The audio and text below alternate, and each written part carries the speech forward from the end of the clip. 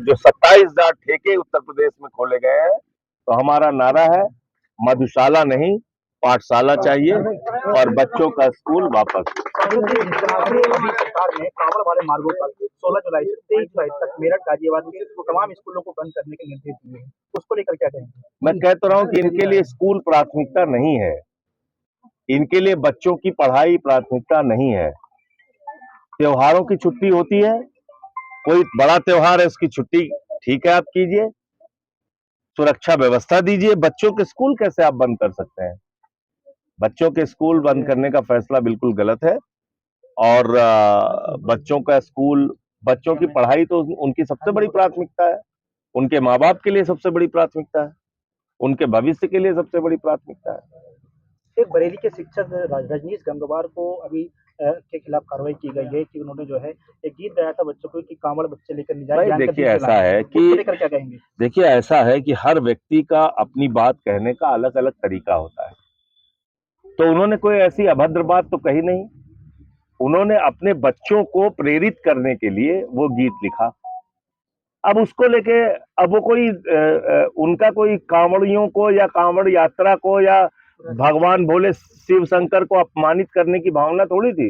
उन्होंने तो एक गीत पढ़ा कि भाई आपके जीवन में ज्ञान का बड़ा महत्व है, और उन्होंने ध्यान ज्ञान इसकी बातें की, तो उसको लेके इतना हंगामा नहीं मचाना चाहिए। और सरकार की एक आदत हो गई है हर चीज को तूल देने की, तो तूल देने का काम भारतीय जनता पार्टी और योगी सरकार को नहीं करना चाहिए। हम लोग भी बहुत हिंदू धर्म को मानते हैं और हम लोग भी भक्त हैं।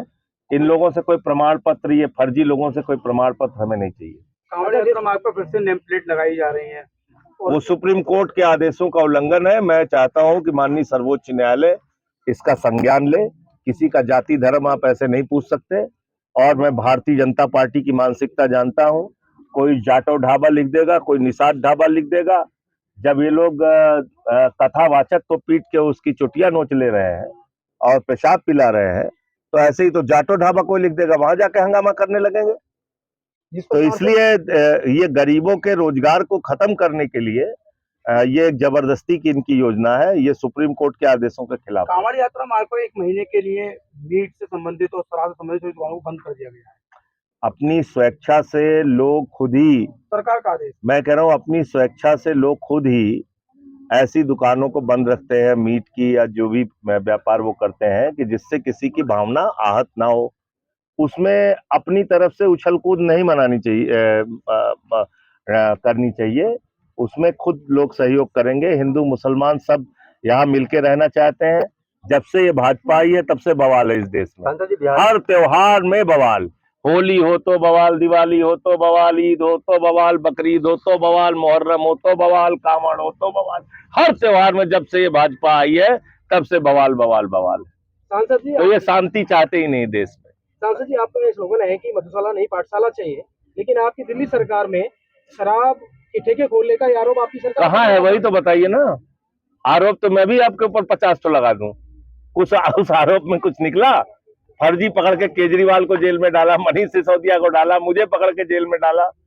तो ये तो आरोप लगाने के तो मास्टर लोग हैं ये लोग, ये किसी को पकड़ के जेल में डाल देते हैं। सांसद जी, बिहार चुनाव में वोटर लिस्ट हम तो चाहते हैं इस पर खुली डिबेट करें। और भाजपा क्या कर रही है? 27,308 नए शराब के ठेके पूरे उत्तर प्रदेश में खोलने का आदेश भारतीय जनता पार्टी की योगी सरकार ने दिया है। कितनी आबादी है उत्तर प्रदेश की? 25 करोड़। दिल्ली की आबादी कितनी है? 3 करोड़। यहाँ 27,308 ठेके 25 करोड़ की आबादी में, और वहां कुल 600 ठेके 3 करोड़ की आबादी में। अब आप अंदाजा लगा दीजिए कि कौन शराब को बढ़ावा दे रहा था। मैं तो चाहता हूं बहस करें लोग इस पे। सर, बिहार में वोटर लिस्ट बनेगा।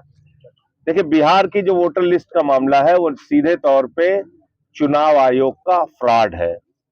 केचुआ, जिसको हम लोग कहते हैं केंद्रीय चुनाव आयोग, ये केचुआ घोटाला है। केचुआ के द्वारा बिहार में बड़ा घोटाला किया जा रहा है और वोटों की घपलेबाजी की जा रही है। सीधे तौर पे क्या हो रहा है? फॉर्म पे बीएलओ दस्तखत कर रहा है। रजनीश कुमार, संजय कुमार, विवेक, रोहित, राहुल खुद ही बन जा रहे हैं, सब दस्तखत कर दे रहे हैं। तो इतना बड़ा फ्रॉड खुलेआम हो रहा है। 28 तारीख को सुप्रीम कोर्ट में सुनवाई है। मैं चाहता हूं कि इसमें सुप्रीम कोर्ट संज्ञान ले और इस पे फैसला दे। ठीक है सर।